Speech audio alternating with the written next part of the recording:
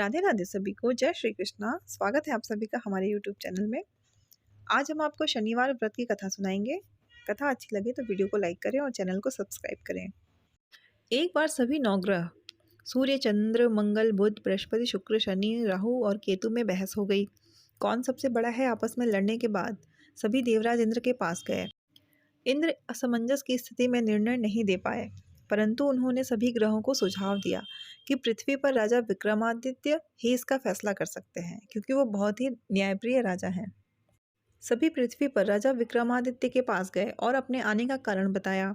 राजा उनकी समस्या को सुनकर बहुत परेशान हो गए। उनका चिंतन होना लाजमी था, क्योंकि जिसको भी किसी से छोटा बताया तो वही गुस्सा कर जाएगा।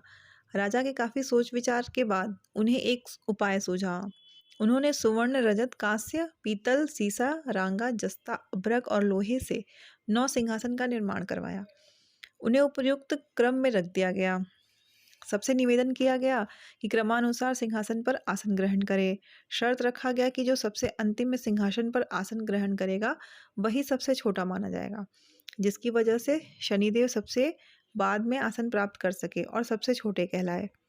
क्रोध के आवेश में आकर शनिदेव ने सोचा कि राजा ने यह सब जानबूझकर किया है।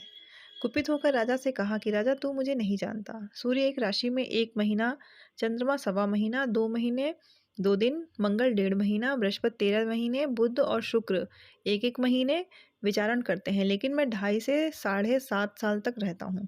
मैंने बड़े बड़े का विनाश किया है। श्री राम की 7.5 आने पर उन्हें जंगल जंगल भटकना पड़ा और रावण की आने पर लंका को बंदरों की सेना ने परास्त होना पड़ा। क्रोधित शनिदेव ने राजा से कहा कि अब आपको सावधान रहने की जरूरत है। इतना कहकर शनिदेव कुपित अवस्था में वहां से चले गए। समय गुजरता गया और कालचक्र का पहिया घूमते हुए राजा की 7.5 आ ही गई। तब शनिदेव घोड़ों का सौदागर बनकर राजा के राज्य में गए। उनके साथ अच्छे नस्ल के बहुत सारे घोड़े थे। जब राजा को सौदागर के घोड़ों का पता चला तो अश्वपाल को अच्छे घोड़े खरीदने के लिए भेजा। अश्वपाल ने कई अच्छे घोड़े खरीदे। इसके अलावा सौदागर ने उन्हें उपहार स्वरूप एक सर्वोत्तम नस्ल के घोड़े को राजा की सवारी हेतु दिया।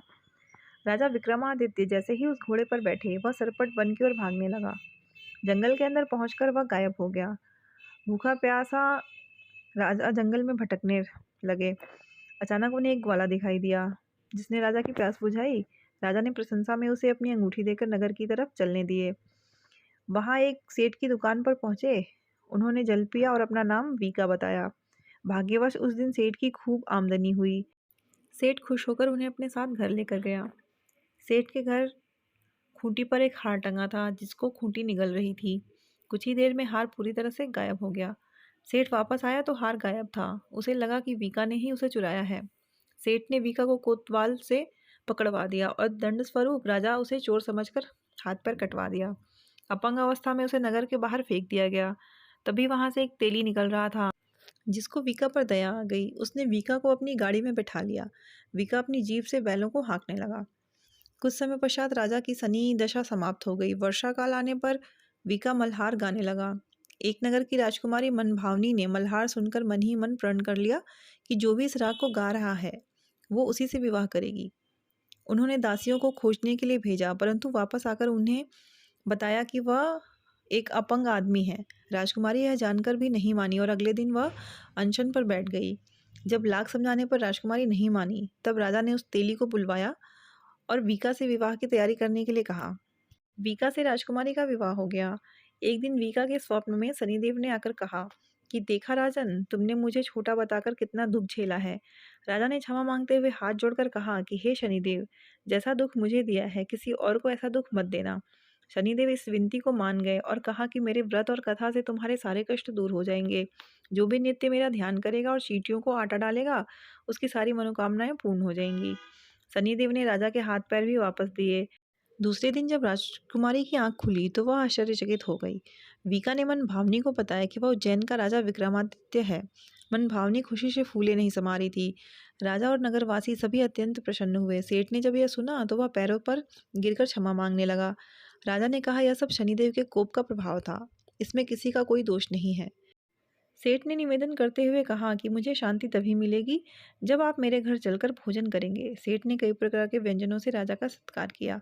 जब राजा भोजन कर रहे थे तभी जो खूंटी हार निगल गई थी वह उगल रही थी। सेठ ने अनेक मोहरे देकर राजा का धन्यवाद किया और अपनी कन्या श्री कंवरी से पानी ग्रहण का निवेदन किया।